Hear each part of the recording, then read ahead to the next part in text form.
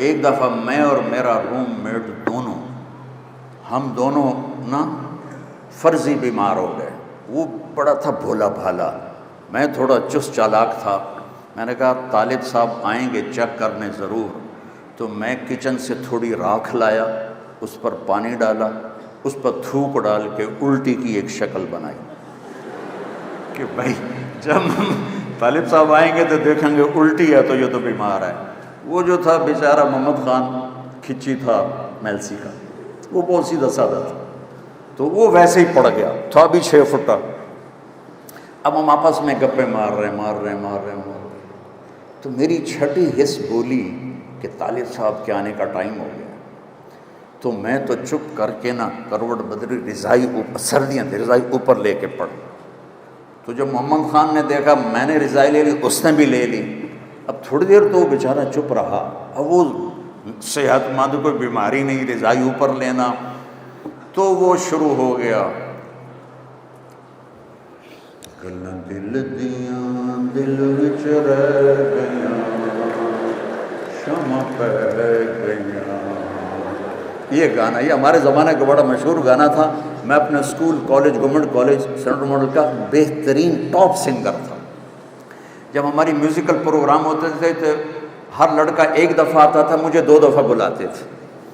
اچھا اب لوگ ایسے رضائی گلاں دل دیاں دل وچ رہ گئیاں، شمع پہ گئیاں، 2 دفعہ ہو گیا۔ اب تیسری دفعہ طالب صاحب انٹر ہو گئے، اس کو نہیں پتا، تو گلاں دل دیاں دل وچ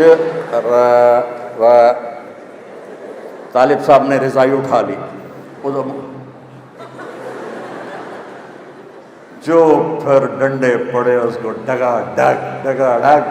میری طرف دیکھا تو راکھ پڑی ہوئی تھی، پانی تھوک شوک کا، اے تو بیمار ہے، وہی الو، وہ تو بہانا کیتا، چل اٹھ کپڑے پا۔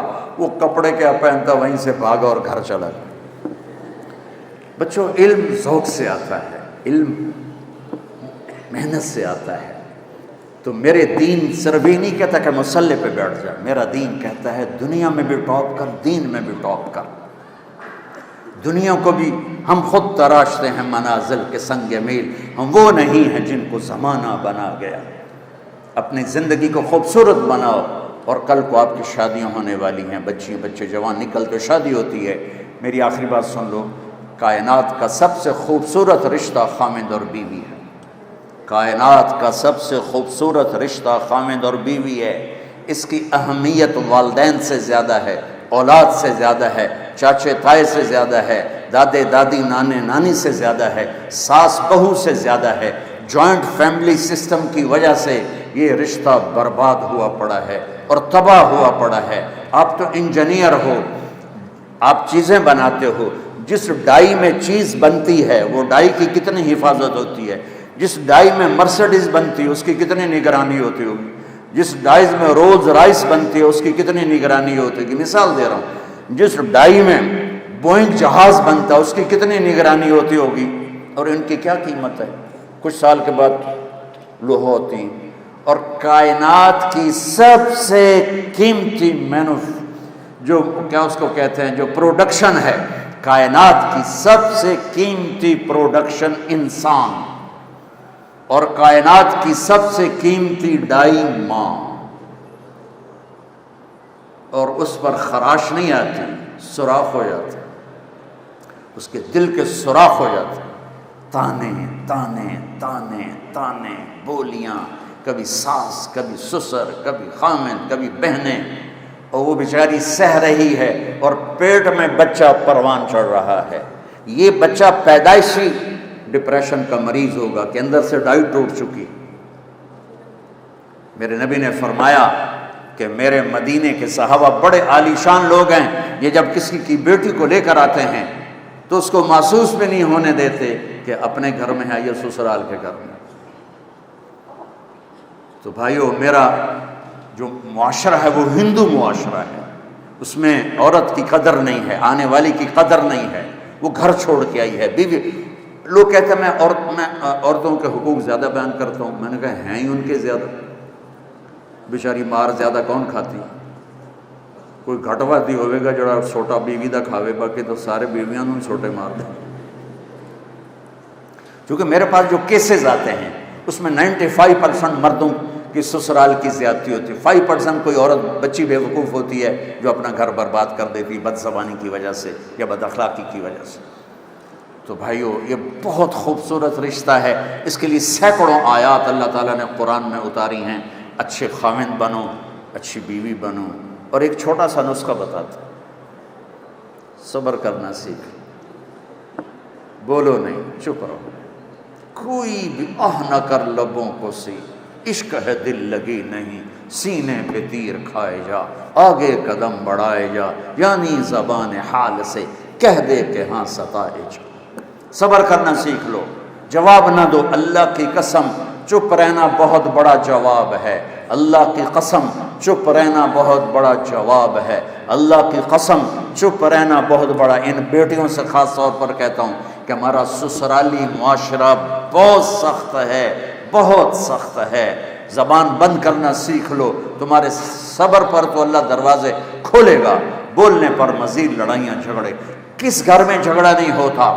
کائنات کا حسین جوڑا علی و فاطمہ، میرے نبی گئے بیٹی کے گھر، وہ پریشان، کیا ہوا بیٹا؟ کہ میرا علی کا جھگڑا ہو گیا۔ کہ علی کدھر ہے؟ کہ باہر، آپ تشریف لے گئے۔ یہ نہیں کہا کہ میں بیٹی والوں میں داماد کے پاس کیسے جاؤں، ڈھونڈتے ڈھونڈتے گئے، مسجد میں پڑے تھے، وہ ان مٹی لگ گئی تھی، تو ان کو کہا ابو تراب، تراب کے باپ اٹھو، ان کو ہاتھ پکڑ کے گھر میں لائے، اور یہ دیکھو آ کر نا فرش پہ ایسے لیٹ گئے، کچھ نہیں پوچھا علی سے کیا ہوا، نہ فاطمہ سے پوچھا کیا ہوا۔ لوگ صلح کرانے جاتے ہیں، کہتے ہیں کیا ہوا، وہ ڈھیر اگ لگ جاتی، وہ زیادہ لڑائی ہو جاتی۔ تو میرے نبی نے نہ فاطمہ سے پوچھا نہ علی سے پوچھا، یوں کر کے لیٹ گئے، ادھر علی کو لٹایا، ادھر فاطمہ کو، علی کا ہاتھ پکڑ کے یہاں رکھا، فاطمہ کا ہاتھ پکڑ کے یہاں رکھا، اور اوپر اپنا ہاتھ رکھ کے فرمایا بولو ہماری صلح ہو گئی۔ سب نے، دونوں نے کہا ہماری صلح ہو گئی۔ آپ باہر نکلے ہنستے ہوئے، صحابہ نے پوچھا یا رسول اللہ، بڑے خوش نظر آ رہے ہیں، کہ علی و فاطمہ کی صلح کرا کے آ رہا ہوں۔ یہ جھگڑے تو جا کے جنت میں ختم ہوں گے، جہاں زندگی کی ابتدا تو ہے، انتہا کوئی نہیں ہے، محبت تو ہے، نفرت کوئی نہیں، جوانی ہے، بڑھاپا نہیں، صحت ہے، بیماری نہیں۔ آپ کو سب سے چھوٹا جنتی سنو، سب سے چھوٹا، ایک کمرے والی جنت سمجھ، ایک کمرے والی، یہ اس کا نام ہوگا جوہینہ، قبیلہ بھی جوہینہ۔ میرے نبی نے فرمایا سب سے آخر میں جہنم سے نکلے گا، اور کٹ کھاندہ کھاندہ اللہ معاف کر کے جب جنت کے دروازہ اس کے لیے کھلے گا، تو آگے ایک نوکر ہو، اس کو دیکھ کر یوں ہو جائے گا، کہے گا سرکار کیا ہوا؟ کہ تم فرشتے ہو؟ کہے گا میں فرشتہ نہیں، میں آپ کا نوکر ہوں، پوچھو۔ تو آگے چلے گا تو ایسے لائٹ پڑے گی جیسے یہ لائٹ پڑ رہی، تو وہ پھر سجدے میں چلا جائے گا، کہے گا آقا کس کو سجدہ ہے؟ کہا اللہ کو۔ کدھر؟ کہ یہ جو نور ہے اللہ کا ہے؟ کہ نہیں، یہ آپ کے گھر کی لائٹ ہے۔ آگے چلے گا 80,000 نوکر اس کو گاڈ آف آنر پیش کریں گے، 80,000 نوکر گاڈ آف آنر، اور کہیں گے آقا آپ کہاں رہ گئے تھے، ہم تو انتظار کر کر تھک گئے۔ کہے گا شکر کرو میں آئی گیا جی، بڑے لطر پہ جی میں نے، اور اس کے لیے کارپیٹنگ ہوگی، 40 سال اس پہ چل سکے گا۔ آگے ایسے تخت پر سونے چاندی سرخ یاقوت کا تخت ہوگا،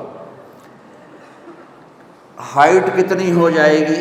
130 فٹ، 130 فٹ ہر مرد عورت کی ہائٹ ہوگی، جس پر اللہ نے ابابا آدم اور اماں حوا کو پیدا کیا۔ ایک دفعہ نوجوان کہنے لگا ایڈے بڑے قد نو لے کے اسی کی کرنا ہے؟ میں نے کہا تیرا تو قد ہے 5 فٹ 8 انچ، اور جب تو جنت میں جائے گا تو حور کا قد ہے 130 فٹ۔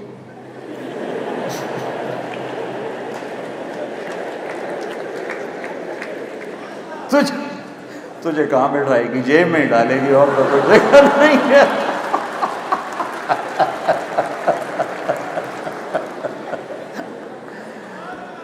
دیکھو بیٹو بیٹیو، ہمارا culture boy friend girl friend نہیں ہے، ہمارا کلچر شادی ہے۔ نکاح ہے اور ماں باپ کی رضامندی کے ساتھ ہے۔ اور ماں باپ سے کہتا ہوں اللہ کے واسطے اولاد کی چاہت کا خیال کرو، جنہوں نے زندگی گزارنی ہے۔ قبول کیا ماں تو نہیں کہتی، بیٹی کہتی، قبول کیا باپ تو نہیں کہتا، بیٹا کہتا ہے۔ تو جس نے قبول کرنا اس کی چاہت تو نہیں، بس ایتھے ہی کرنی، نہیں تو جا ایتھے ہی کرنی، نہیں تو جا اپنے برادری میں کرنی، باہر نہیں کرنی۔ یہ بت توڑ دو اللہ کے واسطے، اپنے بچے بچی کی پسند کا خیال کرو۔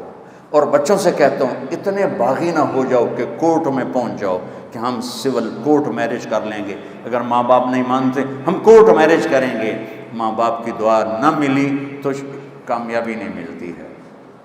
ماں باپ سے کہتا ہوں یہ اتنی شدت نہ دکھاؤ کہ تمہاری اولاد پس کے رہ جائے۔ جس نے کہنا ہے میں نے قبول کیا، اسے قبول ہی نہیں تو کیسے زندگی نبھے گی؟ قبول کیا واجب لفظ ہے، واجب واجب۔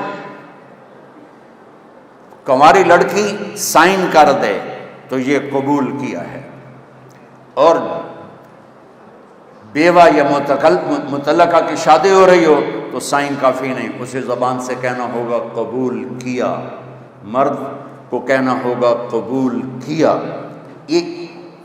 تو جو قبول کر رہا ہے اس کو تو دیکھو کہ کیا اس کو پسند بھی ہے کہ نہیں۔